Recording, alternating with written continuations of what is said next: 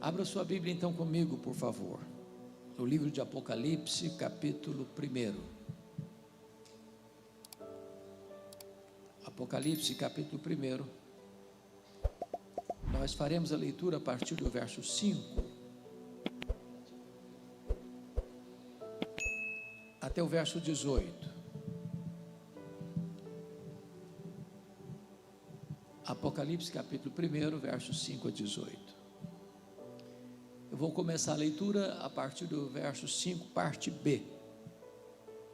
E está escrito: Aquele que nos ama e pelo seu sangue nos libertou dos nossos pecados e nos constituiu reino, sacerdotes para o seu Deus e Pai, a Ele a glória e o domínio pelos séculos dos séculos. Amém.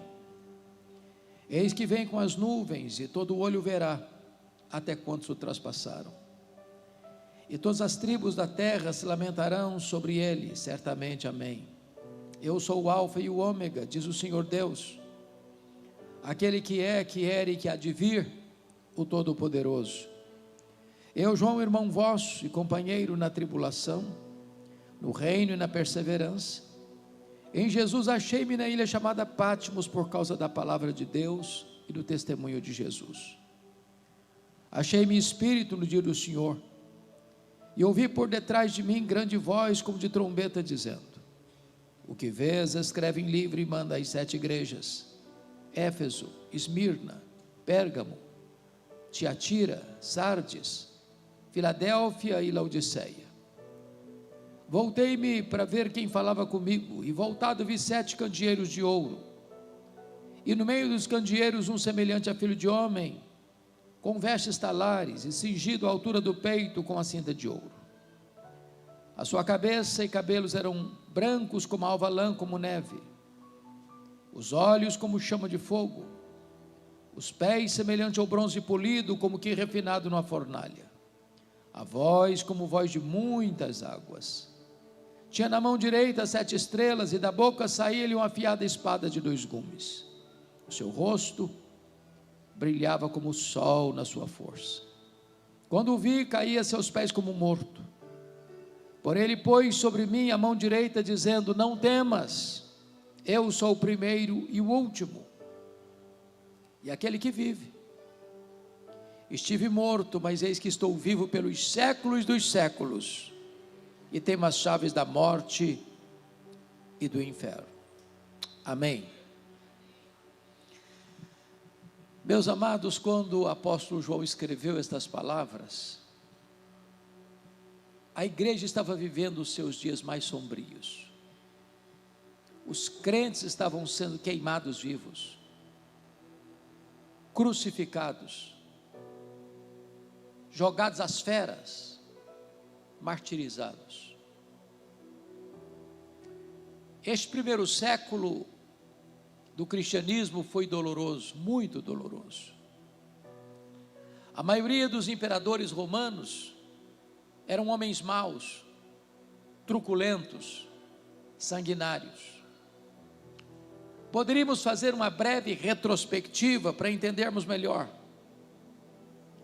E começaríamos com César Augusto, que governou do ano 27 a.C. ao ano 14 depois de Cristo. Foi em seu governo que Jesus nasceu em Belém, na Judéia. Ele foi sucedido por Tibério César, que governou do ano 14 ao ano 37, e foi no seu governo que Jesus foi crucificado, sepultado, ressurgindo dentre os mortos e ascendendo aos céus para assentar-se à destra da majestade. Tibério César foi sucedido por Calígula, um dos homens mais perversos da história, que governou do ano 37 ao ano 41. Calígula foi sucedido por Cláudio, que governou de 41 a 54. Foi em seu governo que aconteceu uma grande fome mundial, e os judeus foram expulsos de Roma, retornando à sua terra sem renda, sem casas, sem plantações, oportunizando ao apóstolo Paulo a fazer uma grande coleta entre as igrejas gentílicas da Galácia, da Macedônia, da Acaia e da Ásia Menor, para enviar aos pobres da Judéia. Cláudio foi sucedido, talvez pelo pior de todos os imperadores, Nero, que governou de 54 a 68. Foi em seu governo que Roma foi incendiada. Foi em seu governo que os apóstolos Paulo e Pedro foram martirizados. Nero foi sucedido por Vespasiano, que governou de 69 a 79.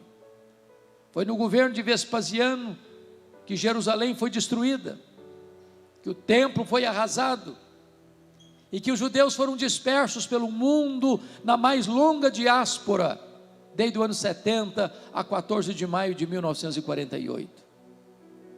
Foi também em seu governo, no ano 70, que foi inaugurado em Roma um Coliseu, o Anfiteatro da Morte, que em 100 dias de inauguração, mais de 10 mil crentes foram mortos com requinte de crueldade.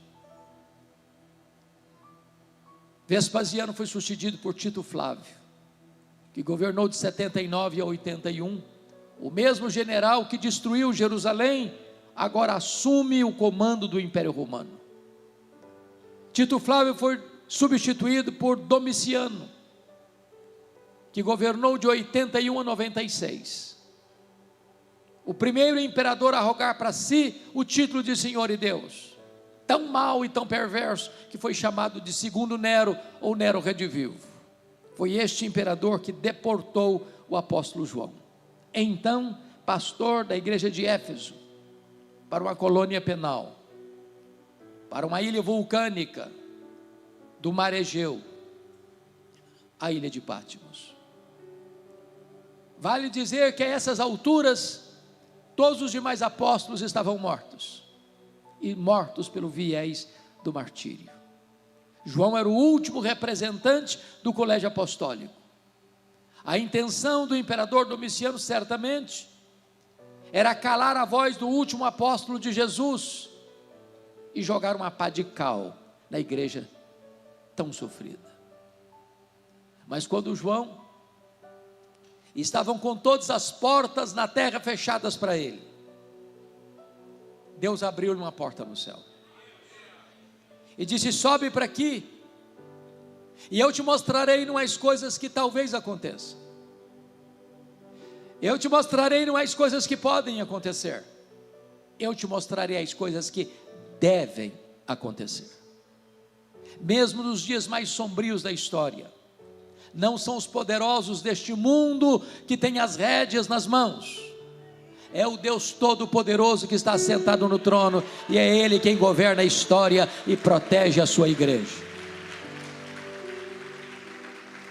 Era um dia de domingo, era o dia do Senhor, quando João escuta atrás dele uma voz como de trombeta dizendo: o que vês, escreve em livro e manda às 7 igrejas: Éfeso, Esmirna, Pérgamo, Tiatira, Sardes, Filadélfia e Laodiceia.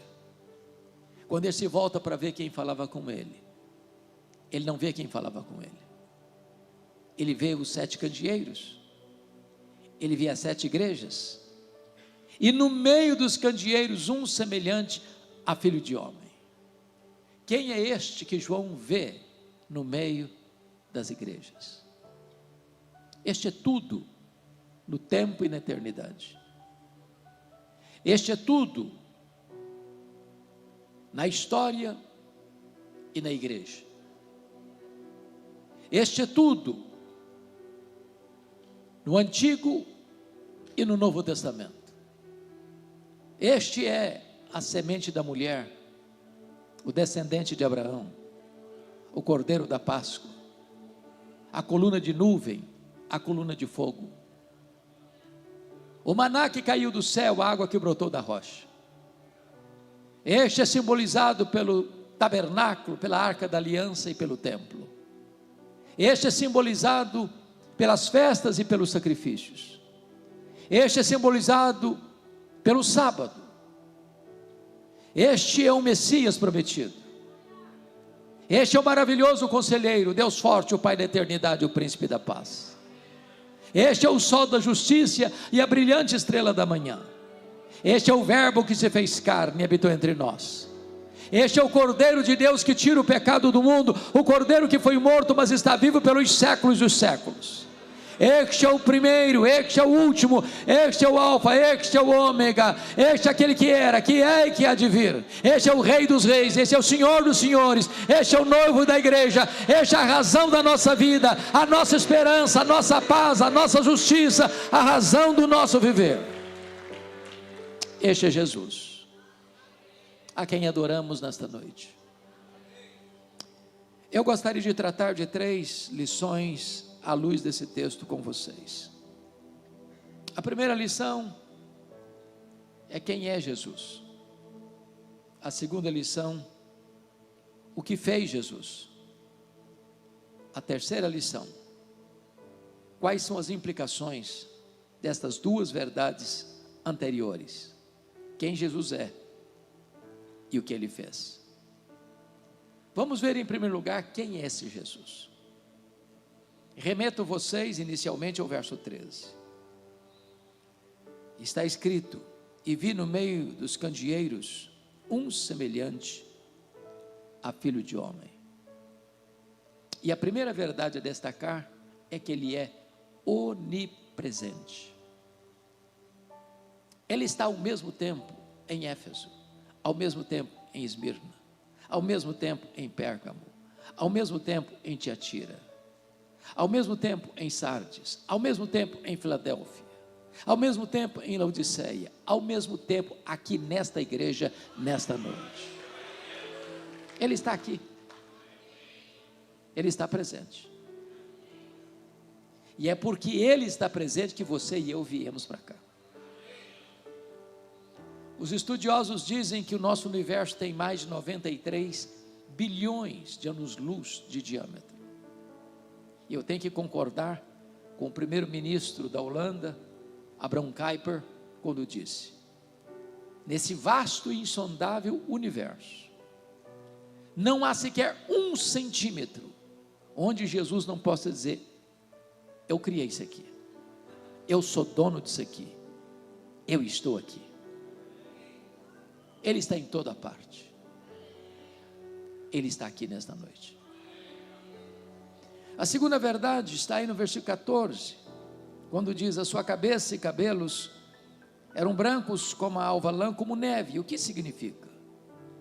Significa que ele é eterno, ele preexiste ao tempo, ele preexiste à história, ele preexiste ao princípio, ele preexiste à criação, logo ele é eterno. Ele não foi criado, ele é o Criador. Ele não passou a existir, ele é o Pai da eternidade. Ele é aquele que era, que é e que há de vir. Ele é Deus de eternidade a eternidade. Não há um momento sequer, no tempo e fora do tempo, onde ele não esteja presente e seja real. Ele existe fora do tempo, além do tempo, ele é transcendente. Ele está dentro do tempo, ele é imanente. Ele é,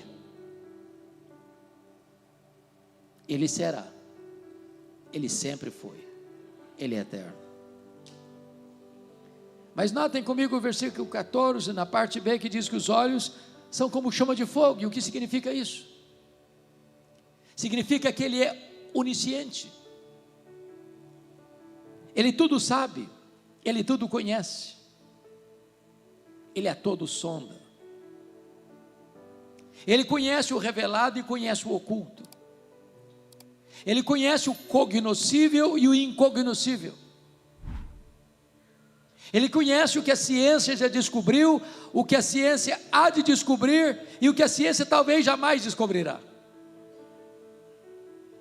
É por isso que ele anda no meio das igrejas, e há um estribilho que se repete em todas elas: eu conheço, eu conheço, eu conheço, Eu conheço, eu conheço, eu conheço, eu conheço, eu conheço as tuas obras, eu conheço a tua tribulação e a tua pobreza, eu conheço o lugar onde tu habitas.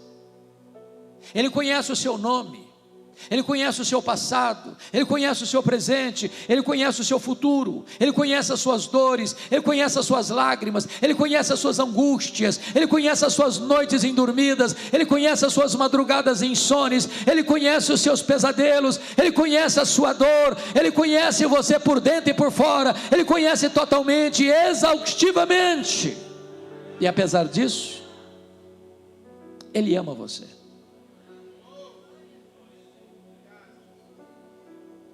Nós amamos uns aos outros, porque não conhecemos tudo uns dos outros. Se as pessoas conhecessem até nossos pensamentos, fugiriam de nós, escandalizadas. Mas Ele conhece até os nossos pensamentos. Ele conhece as nossas palavras antes que elas cheguem à nossa boca. E apesar de conhecer-nos, percorrer os corredores escuros da nossa alma, abrir todas as gavetas secretas do nosso coração, até mesmo abrir o caixa 2 moral da nossa vida, Ele ainda nos conhece e nos ama. Este é Jesus. Mas notem, versículo 15 diz: os pés semelhantes ao bronze polido, como que refinado numa fornalha. O que significa isso? Significa que Ele é onipotente. Isso significa que ninguém pode vencê-lo, derrotá-lo, intimidá-lo, deslustrar sua glória, colocá-lo contra a parede. Jesus não está lá no céu esfregando as mãos, nervoso e ansioso, sem saber o que faz com esse mundo. Ele é o todo-poderoso Deus, o vencedor invicto em todas as batalhas. De vez em quando, algumas pessoas do topo da sua tolice e da sua arrogância tentam intimidá-lo, destroná-lo. Mais recentemente, o patrono dos ateus ou dos agnósticos da Inglaterra, Richard Dawkins, escreveu um livro blasfemo, ruidoso, Deus, um delírio. Alguns críticos escarneceram, dizendo: agora desbancou a Bíblia, agora desacreditou esse livro de capa preta, agora ninguém mais vai acreditar nesse livro, agora Jesus vai ser desacreditado. E eu pergunto a vocês: onde está o livro Deus, um delírio? Nem na promoção ninguém compra mais, e a Bíblia continua sendo traduzida, impressa e distribuída aos milhões, e Jesus continua no trono, vitorioso e sobranceiro.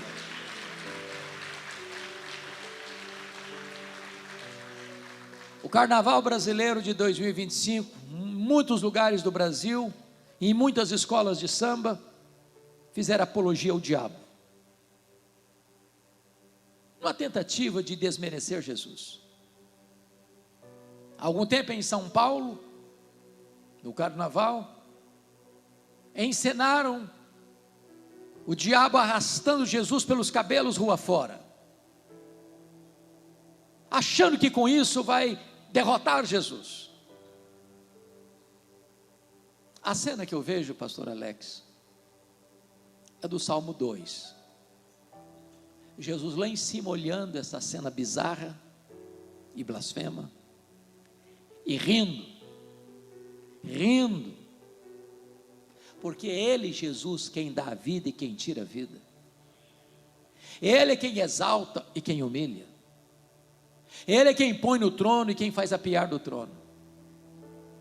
É Ele quem tem as rédeas da história em suas mãos. É Ele quem está conduzindo a história a uma consumação. É Ele que vai colocar todos os seus inimigos debaixo dos seus pés. É Ele quem vai lançar no lago do fogo o anticristo, o falso profeta, o diabo, a morte, o inferno e todos aqueles cujos nomes não estão escritos no livro da vida. Ele é o Rei dos reis, Ele é o Senhor dos senhores, Ele é o todo-poderoso Deus. Ele é onipotente. Mas vejam vocês no verso 15, a voz é como voz de muitas águas. E o que significa isso?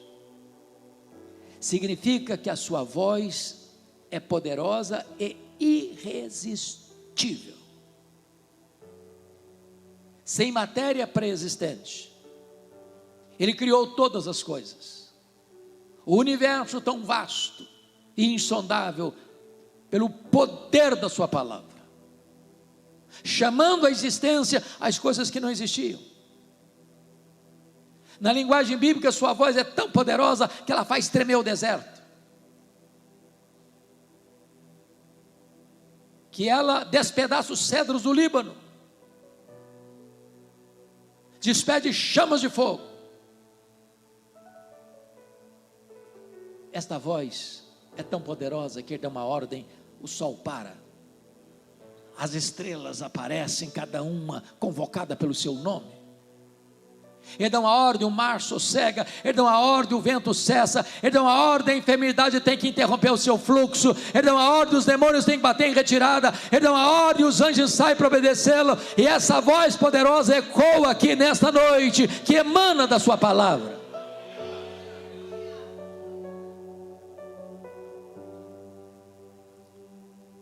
Mas o verso 16 diz que saía da sua boca uma afiada espada de 2 gumes. E o que significa isso? Significa que Ele é o vencedor em todas as batalhas. Às vezes as pessoas levam o texto para a questão do Armagedon. Armagedon é uma região de Israel, da Galileia, talvez a região mais bela, da agricultura mais robusta, que você avista do Monte do Precipício em Nazaré. Alguns estudiosos imaginam que é ali que vai existir uma conflagração mundial, das nações reunidas para uma batalha, com tanques de guerra, com armas poderosas. Mas quando você vai para a Escritura, você vai perceber que a única arma que vai ser acionada é a espada que sai da boca de Jesus. Ele vai matar o anticristo com o sopro da sua boca, com a manifestação da sua vinda.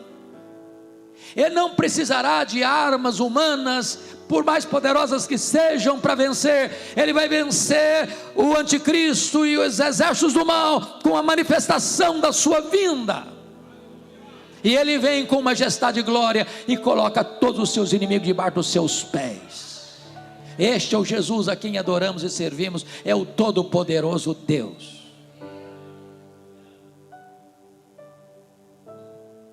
É por isso que João, no verso 17, quando o vê, cai a seus pés como morto. Ninguém pode contemplar o Senhor da glória em sua majestade sem ser profundamente impactado. Quando Jó recebe esta revelação de Deus e diz: eu te conhecia só de ouvir falar, Senhor, agora os meus olhos te veem e eu me abomino no pó e na cinza. Quando Isaías o contemplou na sua majestade, ele diz: ai de mim, Senhor, eu sou um homem de lábios impuros e habito no meio de um povo de impuros lábios. Quando Paulo contempla em sua glória no caminho de Damasco, ele cai ao chão cego e grita: quem és tu, Senhor? Eu sou Jesus a quem tu persegues.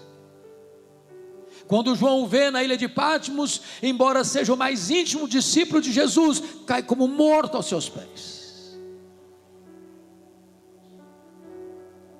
Mas ele também é o Cristo da nossa restauração,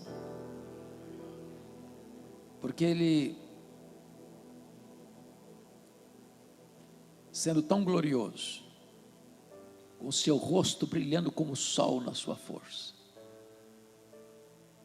põe a mão direita sobre João e diz: ô João, não fica com medo não, eu sou o primeiro, eu sou o último, eu estive lá no começo, eu estarei lá no fim, e eu estou com você no processo. Fica com medo não, João, porque eu já estive morto, mas eu estou vivo, pelos séculos dos séculos. Nós não estamos aqui adorando o Cristo que esteve vivo e está morto. Nós estamos aqui adorando o Cristo que esteve morto, mas está vivo pelos séculos dos séculos. Fica com medo não, João, porque eu tenho as chaves da morte e do inferno. Quem tem as chaves tem o poder, quem tem as chaves tem a autoridade, quem tem as chaves tem o comando. Jesus manda no céu, Jesus manda na terra, Jesus manda até no inferno. Ele é o Rei dos reis, Ele é o Senhor dos senhores, Ele é o absoluto soberano Senhor do universo. Este é Jesus. Mas agora, em segundo lugar, vamos ver o que Ele fez. E vamos começar com o verso 5, a parte B. Aquele que nos ama. E a primeira coisa que eu destaco é que Jesus ama você. Eu vou repetir essa expressão porque ela não é comum. Jesus ama você. Não encontro remédio mais eficaz para curar autoestima achatada e complexo de inferioridade. Os nossos irmãos puritanos da Inglaterra, no século 17, perguntavam: achas pouco os seres amados por Deus? Ele ama você com amor eterno. Não tinha céu, não tinha terra, não tinha mundos estelares, não tinha anjos, e você já estava no coração de Deus. O amor dele por você é incondicional. Não há nada que você possa fazer para Deus amar você mais. Não há nada que você possa fazer para Deus amar você menos. Ele ama você com amor eterno. Agora, a causa do amor de Deus por você não está em você, está nele mesmo. Ele não passou a amar você porque você o amou primeiro. Ele amou você primeiro, então você passou a amá-lo. O seu amor por ele é o refluxo do fluxo do amor dele por você. Ele não amou você por causa dos seus méritos, ele amou você apesar dos seus deméritos. Ele não amou você por causa das suas virtudes, ele amou você apesar dos seus pecados. O amor dele por você é imerecido. Ele amou você e a mim quando nós éramos fracos, ímpios, pecadores e inimigos. O amor dele por nós é um amor provado. Deus prova o seu próprio amor para conosco, pelo fato de ter Cristo morrido por nós, sendo nós ainda pecadores. Que privilégio, sermos amados por Ele. A segunda verdade que eu destaco está ainda no verso 5, e está escrito aí: e pelo seu sangue, nos libertou dos nossos pecados. Primeiro, Ele amou você. Segundo, Ele morreu por você. É isso mesmo. Ele morreu por você. O apóstolo Paulo diz: dificilmente alguém morreria por um justo. Talvez por um justo alguém se anime a morrer, mas Deus prova o seu próprio amor para conosco, pelo fato de ter Cristo morrido por nós, sendo nós ainda pecadores. Deus não poupou o seu próprio Filho, antes por todos nós o entregou. Mas Ele não morreu por você, porque foi uma vítima do sistema poderoso do Império Romano, que tramou contra Ele. Ele não morreu por você porque Ele sucumbiu à conspiração do Sinédrio judaico. Ele não morreu por você porque Judas o traiu por ganância, porque Pedro negou por covardia, ou porque Pilatos o sentenciou por conveniência política. Ele disse: ninguém tira a minha vida de mim, pelo contrário, eu espontaneamente a dou. Ele não foi para aquela cruz como um mártir, ele não foi para aquela cruz esperneando, ele caminhou para aquela cruz como um rei caminha para a sua coroação.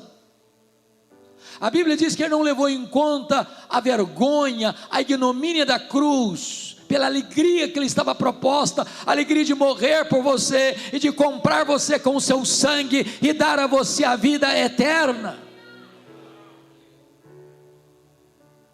Mas o texto diz, que pelo seu sangue nos libertou dos nossos pecados, e significa que o pecado escraviza, e significa que você e eu não podemos libertar a nós mesmos dos nossos pecados. Assim como o leopardo não pode mudar suas manchas, assim como o etíope não pode mudar a cor da sua pele, nem você nem eu podemos fazer o mal, acostumados a fazer o bem, acostumados a fazer o mal. Não podemos quebrar os nossos próprios grilhões, não podemos limpar a nós mesmos, não podemos perdoar a nós mesmos, não podemos salvar a nós mesmos.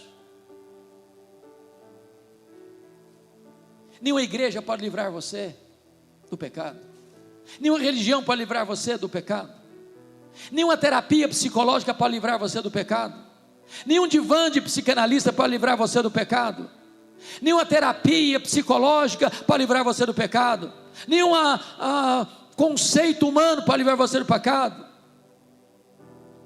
Somente o sangue de Jesus pode livrar você do pecado. E Ele morreu, diz a Escritura, para pelo seu sangue libertar-nos dos nossos pecados. Quem sabe nesta noite eu estou falando para alguém que está prisioneiro de um vício, seja do álcool, seja das drogas, seja da pornografia, seja da avareza, seja do amor ao dinheiro, seja das mazelas. Quem sabe você já tentou, quem sabe você já correu atrás de tantas alternativas humanas, e você não tem conseguido, e não conseguirá, porque não há outra maneira de você ser liberto, a não ser pelo sangue de Jesus. E Jesus está aqui nesta noite para quebrar as algemas, para romper as cadeias e para tornar você verdadeiramente livre.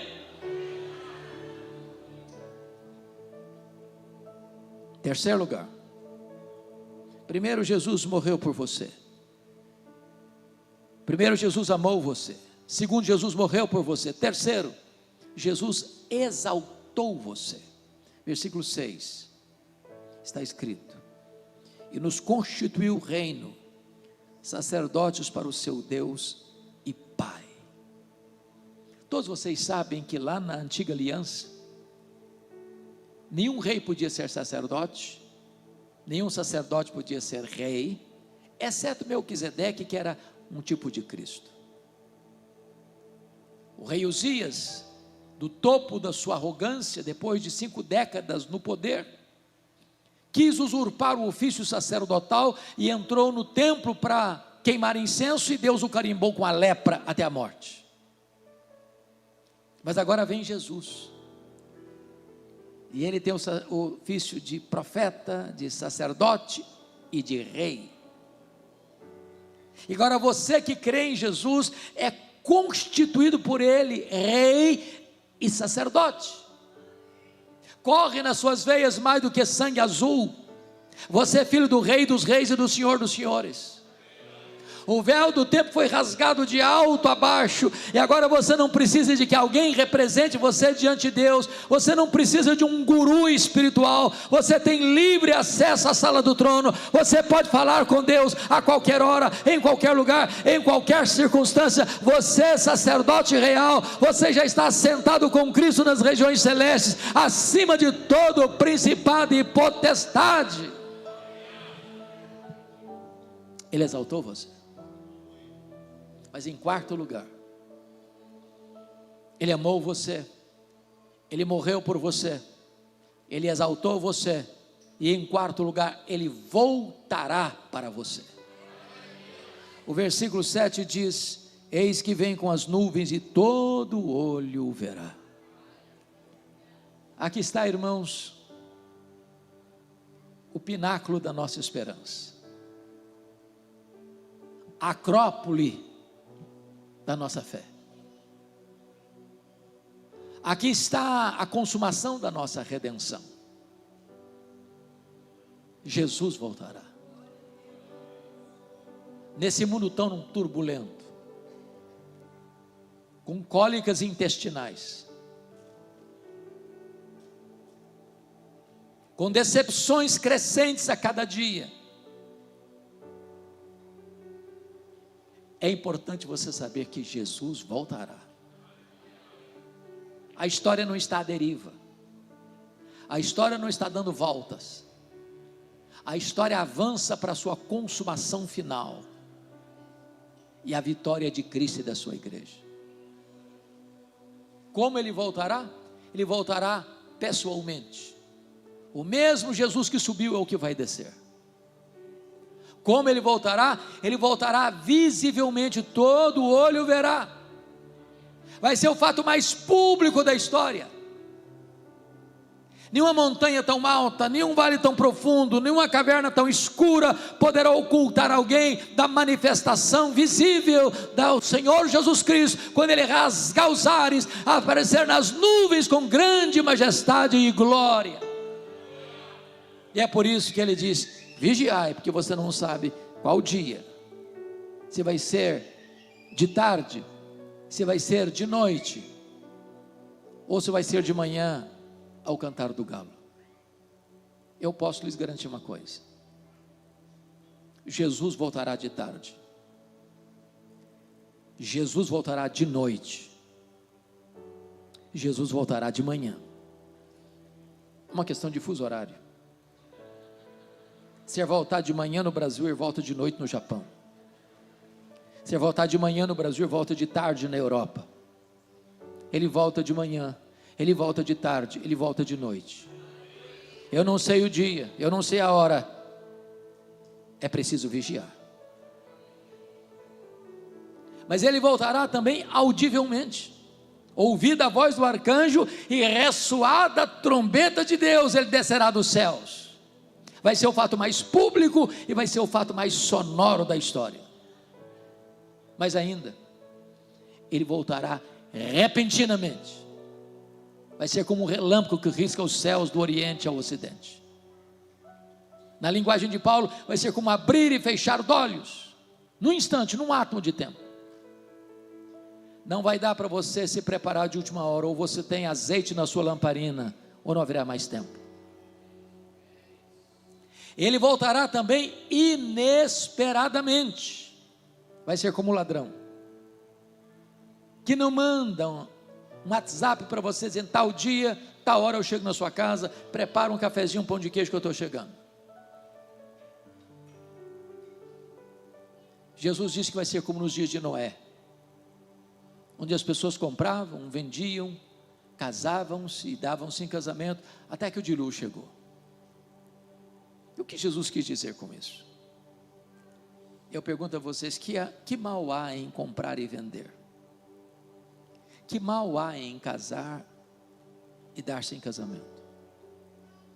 O que Jesus quis acentuar é que quando Ele voltar, não vai ser um dia óbvio. O mundo vai estar girando, o comércio vai estar aberto, as indústrias vão estar funcionando, os bancos vão estar funcionando, as escolas e as universidades vão estar funcionando, os hospitais vão estar funcionando, os jovens vão estar marcando casamento, a vida vai estar correndo, a azáfama do mundo vai estar aí, o trânsito febril vai estar aí, e é nessa conjuntura toda é que Ele vem. Mas nós, os filhos da luz, estamos aguardando e apressando o dia do Senhor, como que na ponta dos pés, dizendo: Maranata, ora vem, Senhor Jesus. Ele voltará gloriosa e vitoriosamente, não virá mais como servo, mas como o Rei dos Reis, não virá mais para salvar, mas para julgar, não virá mais montado num jumentinho, cavalgando um cavalo branco, símbolo de vitória, com grande poder e majestade. Ele virá para estabelecer o seu reino de glória e reinar com a sua igreja para sempre e sempre e sempre. Ele amou você, Ele morreu por você, Ele exaltou você e Ele voltará para você. Mas agora vamos ao último ponto da mensagem. Quais são as implicações dessas duas verdades, quem Ele é e o que Ele fez? Primeira implicação: então você não precisa ter medo da vida. Ele disse: eis que eu estou vivo pelos séculos dos séculos. Tem muita gente, irmãos, com medo da vida, tem muita gente desesperada com a vida, tem muita gente se embriagando porque não suporta a vida, tem muita gente jogando droga nas veias porque não aguenta o peso da vida, tem muita gente flertando com a morte porque não suporta a vida, tem muita gente pulando no abismo do suicídio porque não aguenta a vida. Mas eu quero dizer para você que quando você tem um encontro com Jesus, a vida sorri para você.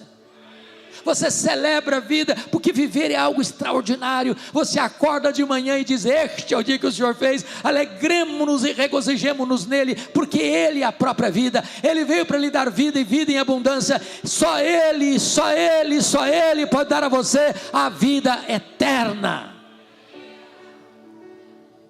Segundo lugar, segunda implicação, então você não precisa ter medo da morte. Tem tanta gente com medo da morte. Eu sei que a Bíblia diz que a morte é o rei dos terrores, mas Jesus é o Rei dos reis. Ele entrou nas entranhas da morte, Ele arrancou o aguilhão da morte, Ele matou a morte, e Ele ressurgiu, inaugurando a imortalidade, e Ele é a ressurreição e a vida, e se você crer nele, você nunca mais morrerá eternamente. A morte não tem a última palavra, o túmulo não é o nosso último endereço, o morrer agora não é prejuízo, é lucro, porque morrer é deixar o corpo e habitar com o Senhor, morrer é partir para estar com Cristo, que é incomparavelmente melhor. Mas em terceiro lugar, você não precisa ter medo do desconhecido. Me permita esclarecer esse ponto. Me permita uma pergunta diagnóstica. Quem nesse auditório tem convicção de que já nasceu de novo, foi regenerado pelo Espírito Santo, foi habitado pelo Espírito Santo, foi selado com o Espírito Santo, tem seu nome escrito no livro da vida, é cidadão do céu, está seguro nos braços de Jesus? Quem tem essa convicção nessa noite? Louvado seja Deus. Entretanto, mesmo sabendo qual vai ser o nosso futuro, Nós não sabemos o que vai nos acontecer daqui a 10 minutos. Nós não enxergamos no escuro. Nós não enxergamos na curva. Preste atenção comigo. Quando João foi levado para aquela ilha vulcânica, aquela colônia penal, no final do primeiro século, já um homem quase centenário. Seus pares já estavam todos mortos. Os seus irmãos estavam morrendo queimados, crucificados. O cenário era muito sombrio. Parecia o fim. Quando de repente ele escuta aquela voz: sobe para aqui. E quando ele sobe, ele vê um trono, e alguém é sentado no trono, e ele não ousa descrever quem está sentado no trono, a não ser comparar com pedras preciosas. E ele vê que aquele que está sentado no trono tem um livro de todo escrito por dentro e por fora, selado de 7 selos, em sua mão direita. E ele escuta uma voz ecoando no céu, na terra e debaixo da terra: quem é digno de abrir o livro e desatar os selos? E ninguém foi encontrado digno, nem no céu, nem na terra, nem debaixo da terra. E ele chorava e chorava e chorava, quando o ancião lhe disse: não chore, João, eis que o leão da tribo de Judá, a raiz de Davi, venceu para abrir o livro e desatar os seus selos.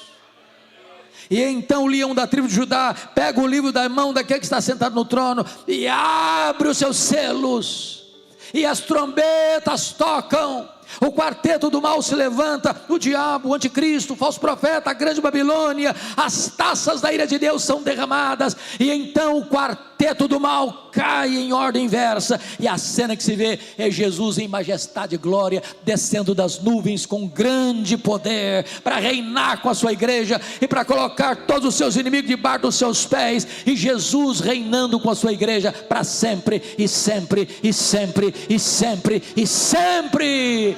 Eu não conheço o que vai me acontecer amanhã, mas eu sei que no amanhã Jesus está comigo. Eu não enxergo na curva, mas Ele enxerga na curva. Eu não enxergo no escuro, mas Ele enxerga no escuro. Eu não sei o que vai me acontecer, mas eu sei que Jesus estará comigo para sempre, e sempre, e sempre. Louvado seja o seu nome.